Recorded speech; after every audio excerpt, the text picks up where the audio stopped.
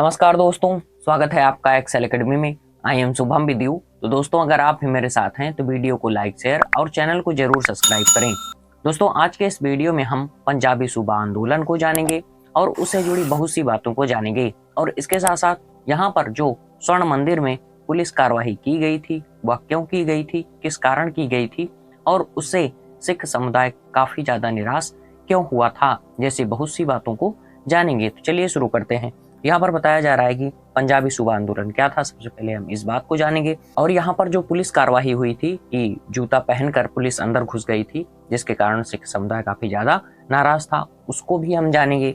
और यहाँ पर एक सबसे प्रमुख बात, किस नारे को यहाँ पर लगाया जा रहा था जिसे कि प्रतिबंधित कर दिया गया, वो नारा कौन सा था, उसको भी हम जानेंगे। तो सभी बातों को हम वन बाय वन समझेंगे। तो आपसे निवेदन है कि वीडियो पूरा देखें, आपको बहुत सटीक और प्रामाणिक जानकारी मिलेगी। और मेरा उद्देश्य वीडियो में व्यूज हो या ना हो, लेकिन वैल्यू होनी चाहिए, पर ज़्यादा ध्यान केंद्रित करता हूं। तो चलिए शुरू करते हैं।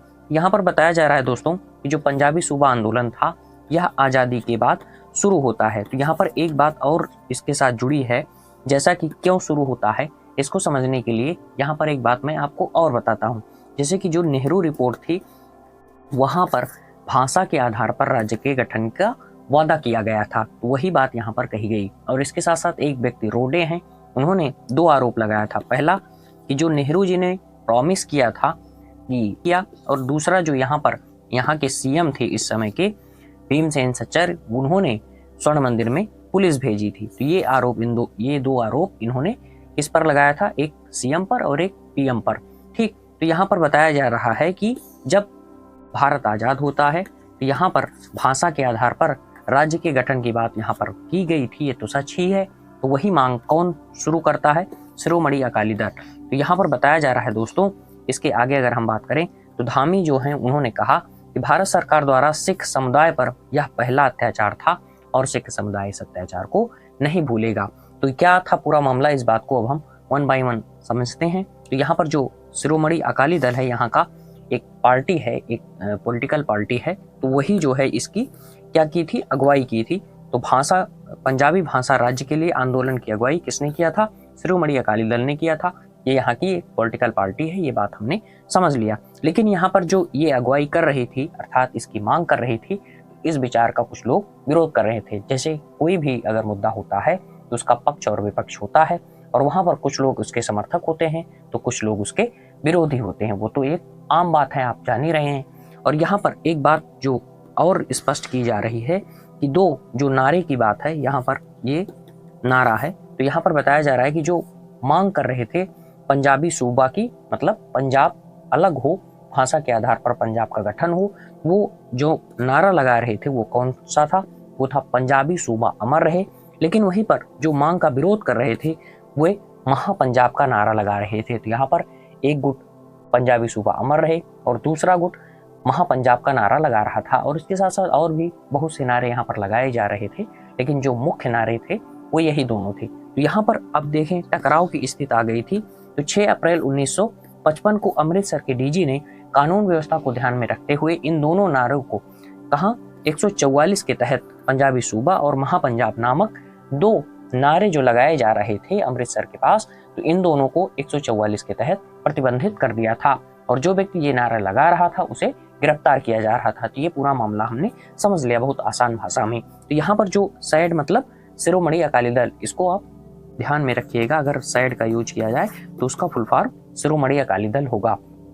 सैड मतलब निराश वाली बात यहाँ पर नहीं है, ये एक पॉलिटिकल पार्टी है। तो यहाँ बताया जा रहा है दोस्तों, जब ऐसा कर दिया गया तो शिरोमणि अकाली दल ने आरोप लगाया कि हम पर जो बोलने और freedom of speech and expression की जो आज़ादी है वो हमसे छीनी जा रही है, जो कि फंडामेंटल राइट के तहत आती है। लेकिन यहाँ पर एक बात मैं और आपको बता देना चाहता हूँ, जैसे कि फंडामेंटल राइट में ऐसा नहीं कि आपको पूरी छूट दे दी गई है कि जैसे फंडामेंटल राइट में अगर आपको फ्रीडम ऑफ स्पीच और एक्सप्रेशन की बात कही गई है तो उसके अंतर्गत आप कोई भड़काऊ भाषण नहीं दे सकते, इसके साथ साथ किसी को गाली नहीं दे सकते, ऐसी बहुत सी बातें वहाँ पर शामिल की गई हैं। तो फिलहाल वो बात हम पॉलिटी के क्लास में जानेंगे।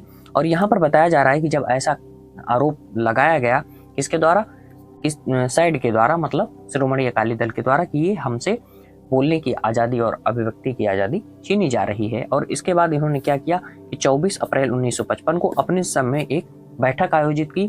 किस लिए आयोजित की कि जो ये नारा हमारा है, इस पर जो प्रतिबंध लगाया गया है इसे हटाया जाए। फिलहाल बाद में हमें हटाया गया था और यहाँ पर वो कहानी अलग है।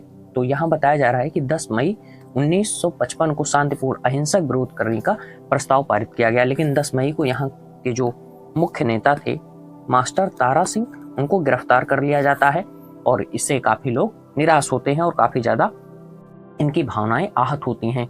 आइए जानते हैं कि पुलिस कार्रवाई किस प्रकार होती है और स्वर्ण मंदिर में पुलिस क्यों घुसती है। तो यहाँ पर पुलिस अपने आप अंदर आती है। तो यहाँ पर क्या बताया जा रहा है कि 4 जुलाई 1955 को सुबह 4 बजे डीआईजी अश्विनी कुमार के नेतृत्व में बहुत पुलिस फोर्स बल यहाँ पर अंदर आता है और इसके साथ साथ जो सामुदायिक रसोई था वहाँ पर कब्जा कर लेता है, ऐसा बताया जाता है। ऐसा मैं अपनी तरफ से नहीं ऐड कर रहा हूँ।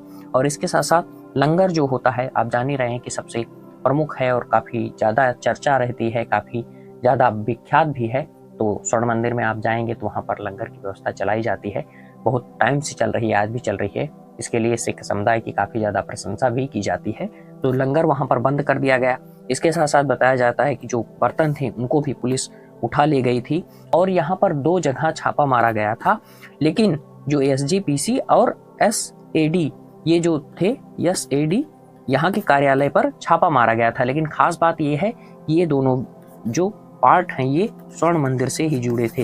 यही इसका कार्यभार देखते हैं। आज भी वहाँ पर समिति है, वो जितने भी गुरुद्वारे हैं उन सबका देखभाल करती है, किस तरीके से चीज़ों को मैनेज करना है, उन सभी बातों को वो देखती है। अब यहाँ पर एक बात और कही जा रही है कि यहाँ पर पुलिस ने आंसू गैस भी छोड़े थे।